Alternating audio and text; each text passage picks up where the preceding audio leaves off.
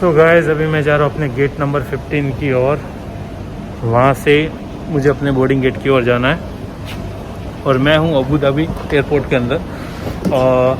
Boarding pass और immigration बहुत smooth रहा, कुछ भी इशू नहीं हुआ। बट आपकी रिटर्न फ्लाइट टिकट बुकिंग जरूर लेके आना, वो वेरीफाई करेंगे। याद रखिए होल्डिंग और डमी टिकट मत लेके आना, नहीं तो वहीं पे आपको होल्ड कर लेंगे।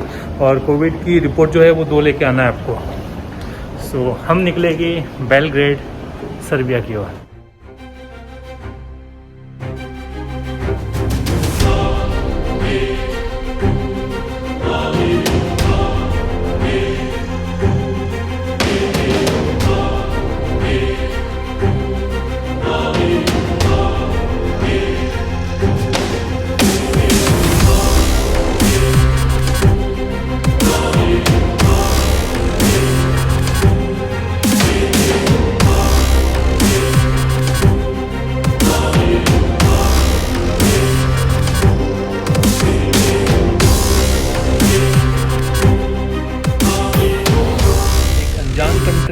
एक सोलो ट्रैवलर और एक न्यू सफ़र, नए दोस्त, नई लाइफ और ट्रैवल की ज़िंदगी। Yes, Are you from India? Yes I am from the India. Check in के टाइम पे प्रॉब्लम हो रही थी। Not get any type issue because I have complete document and वो इतना टाइम लगा रहे थे। मैं I had all my documents but they check it again and again. Certificate. I told her this is final certificate. Yeah. After the second door. So you got some issues. Even in the Delhi airport. Yeah. They are making trouble. You are allowed to transit. Yeah. You are allowed to transit.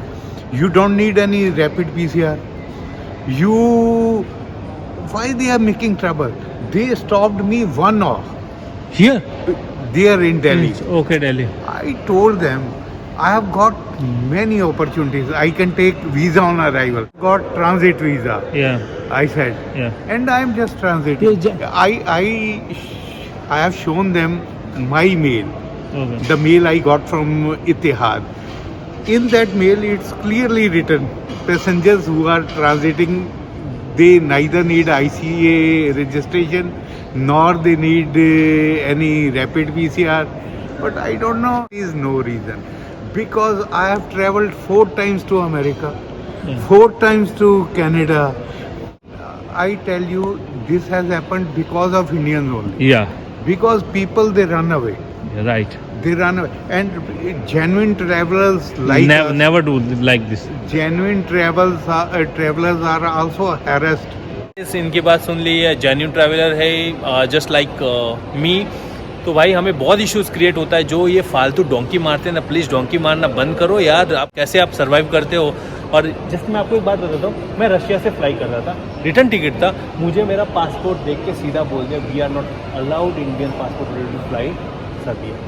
और ये मेरे पास Russia का visa, Russia से fly कर रहा था तब हुआ था। और मेरी किस्मत इतनी अच्छी है कि वो फ्लाइट डिले थी, रिफंड आ गया। But I tell you, these bloody Eastern Bloc countries, they are, you know, you go to America, you go to Canada, you are always welcome. Yeah. Nobody on the immigration troubles you.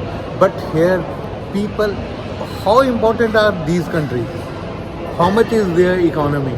But I think only because of us Indians, this is happening. Right. Okay, bye. Nice to have you. अभी आपको मैं क्या बताऊँ, जैसा कि इन चाचा जी का आपने वीडियो देखा है, वो पूरे फायर थे, फायर। और जिस तरह से गुस्सा कर रहे थे मैं आपको बता भी नहीं सकता। उन्हें प्रॉब्लम हुई इंडिया में, उनको बोर्डिंग पास जल्दी नहीं दिया गया, उन्हें 1 घंटे टार्चर किया गया। सो गाइस अभी बोर्डिंग गेट ओपन हो चुका है और मैं बैठ चुका हूँ बस के अंदर और अभी हम जाने वाले फ्लाइट की ओर। अभी सफ़र हो चुका है शुरू बेलग्रेड सर्बिया की ओर। काफ़ी इंटरेस्टिंग सफ़र होने वाला है।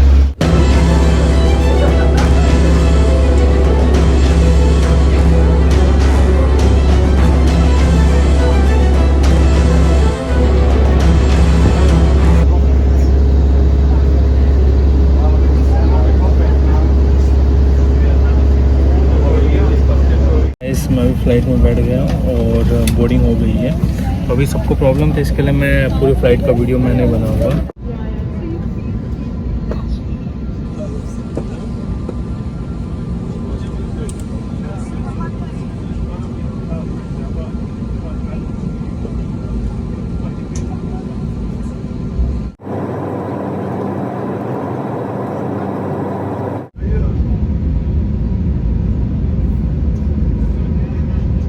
सो गाइज हम पहुंच चुके हैं बेलग्रेड सर्बिया। हमारी फ़्लाइट कुछ ही टाइम में लैंड होने वाली है। आपको जो दिखाई दे रहा है वो बेलग्रेड है।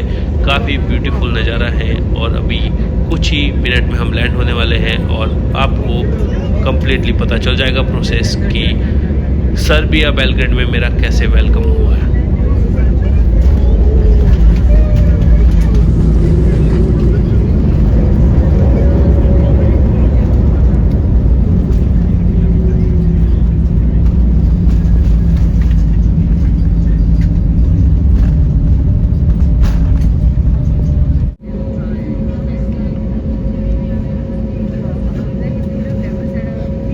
सो गाइस मैं पहुंच चुका हूँ बेलग्रेड एयरपोर्ट पे।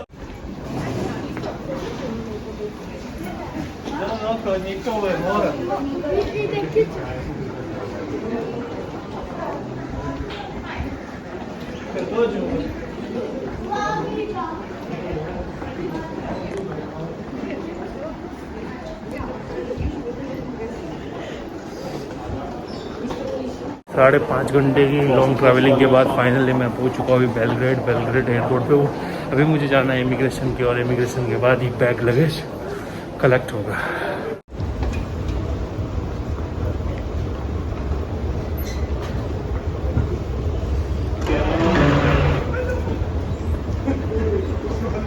सो गाइस जब मैंने अपना पासपोर्ट दिया तो उन्होंने पूछा आप टूरिस्ट किस लिए यहाँ पे आए हो, तो मैंने बोला जस्ट फॉर टूरिज़म।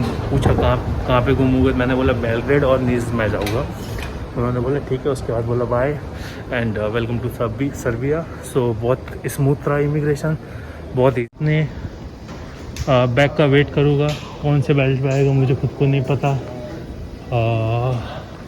ये रही मेरी फ़्लाइट, यहाँ पे आने वाला है बेल्ट नंबर 1 पे। प्रॉब्लम हो गई यहाँ पे एयरपोर्ट पे सिम कार्ड देने से उन्होंने मना कर दिया जस्ट बिकॉज ऑफ उन्होंने बोला हमने क्लोज़ कर दिया। अभी मुझे सिम कार्ड के बिना होटल तक ट्रैवल करने में इशू हो सकता है। इसके लिए मुझे अभी जाना होगा सेंट्रल और बस नंबर 72 पिक करनी है।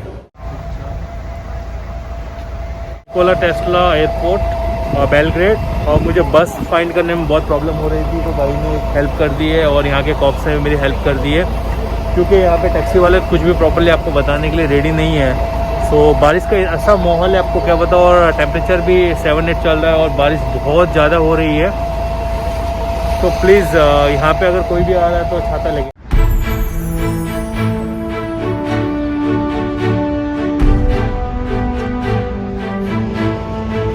मैं अभी हूँ निकोला टेस्ला एयरपोर्ट के वहाँ पे।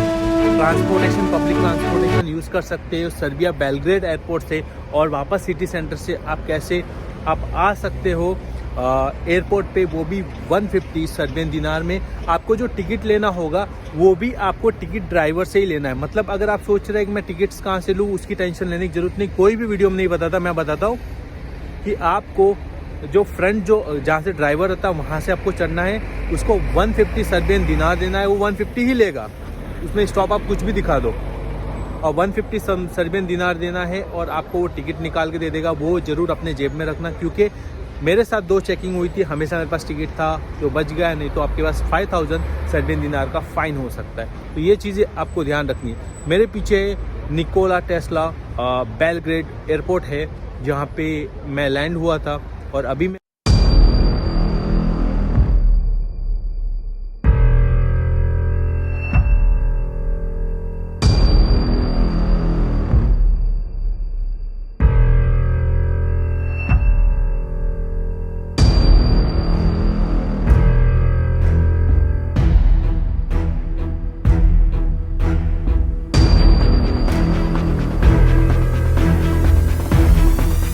सर्बिया का सफ़र मेरा काफ़ी अच्छा रहा। मैं आपको एक ही एडवाइस दूंगा कि जब भी आपका ट्रैवल करो सेफ़ एंड सिक्योर करिए क्योंकि सर्बिया के इमिग्रेशन में मुझसे 2-3 क्वेश्चन किए गए थे। वही करीबन 30 सेकंड के क्वेश्चंस हो गए, आप किस लिए आए हो, क्या आए हो, बस। उसके बाद बोला ठीक है आप जा सकते हो। बट याद रखिए सेंट्रल ऑफ सर्बिया में फिरोज़ नाम का कोई बंदा है, उससे ज़रा अलर्ट रहना।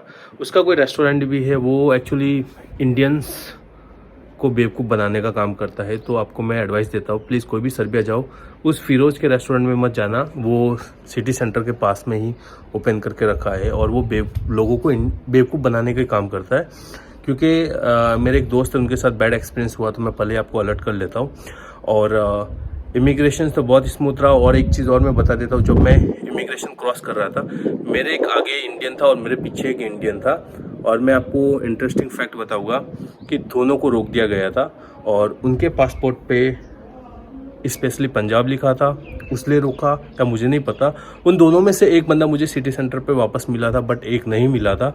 तो उसके साथ क्या हुआ मुझे नहीं पता है। प्लीज़ अगर आप स्पेशली पंजाब साइड से हो तो पूरा प्रिपेयर होकर ट्रैवल करना, आपको कोई ट्रबल ना हो, मैं ये बोल सकता हूँ। क्योंकि मैंने करीबन 500 से 600 पंजाबी सर्बिया में स्टक होते हुए देखे हैं। वो वीज़ा ऑन अराइवल आए 1 मंथ से ज़्यादा हो गया, वो ना हंगरी जा पा रहे हैं ना किसी और कंट्री। अगर कहीं पे भी जाते हैं तो अगेन बैक फेंक देते हैं उनको सर्बिया में। सो वो काफ़ी स्टक थे। और एक तो कुछ 22 साल का लड़का था, वो रो रहा था। मैंने बोला अपना इंटरव्यू दे दे वीडियो पे, मैं वीडियो बनाता हूँ, बट उसने वीडियो के लिए मना कर दिया। बोलते मेरे मॉम डैड ने 8-9 लाख रुपए पे करके मुझे यहाँ पे भेजा है, और वो भी ऐसे ही आया था।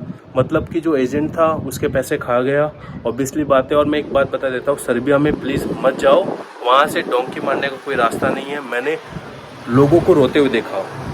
मतलब अगर आपका ओवर स्टे हो गया ना तो समझो कि आप स्टक हो जाओगे, आप कुछ नहीं कर पाओगे, वहाँ फंस जाओगे। सो बेटर है प्लीज़, कोई भी अगर आपको सर्बिया डोंकी के बारे में बोलता है तो प्लीज़ उसे स्पेशली आप मैसेज कीजिए कि प्लीज़ ये फालतू वीडियो ना बनाएं।